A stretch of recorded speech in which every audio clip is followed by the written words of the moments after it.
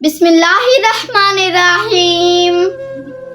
تمام تعریفیں اللہ کے لیے جو تمام جہانوں کا مالک اور پالنے والا ہے، اور بے انتہا درود حضرت محمد صلی اللہ علیہ وآلہ وسلم کی ذات اقدس پر جو دنیا کے عظیم رہنما اور منصف ہیں۔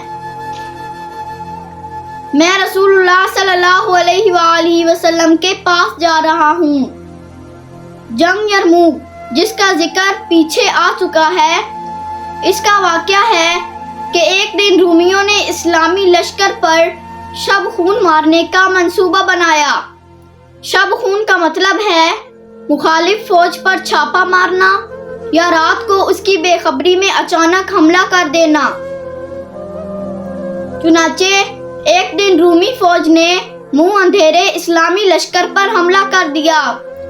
اس وقت اسلامی فوج لڑائی کے لیے بالکل تیار نہیں تھی، لیکن حضرت خالد بن ولید رضی اللہ تعالی عنہ نے بجلی کی سی تیزی کے ساتھ 500 کے لگ بھگ سوار اپنے ساتھ لیے اور رومیوں کو روک کر کھڑے ہو گئے۔ جب تک ساری فوج لڑائی کے لیے پوری طرح تیار نہ ہو گئی، انہوں نے دشمن کو آگے بڑھنے سے روکے رکھا۔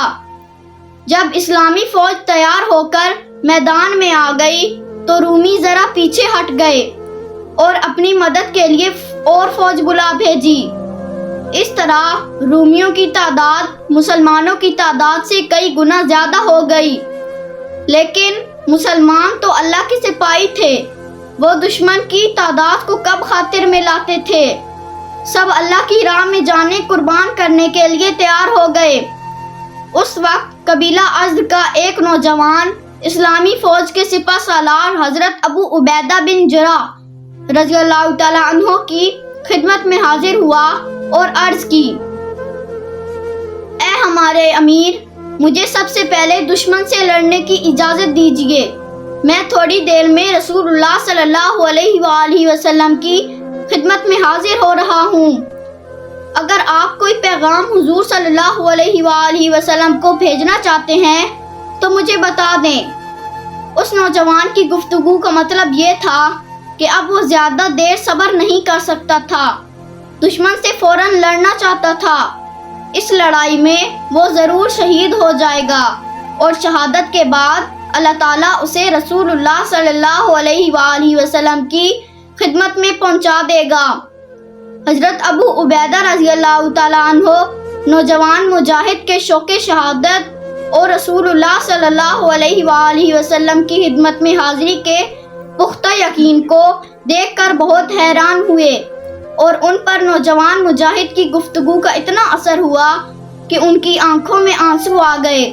انہوں نے نوجوان مجاہد سے فرمایا، اے نوجوان، اللہ کے راستے میں لڑنے کے لیے جا، اللہ تیری آرزو پوری کرے گا اور رسول اللہ صلی اللہ علیہ وآلہ وسلم کی خدمت میں پہنچا دے گا۔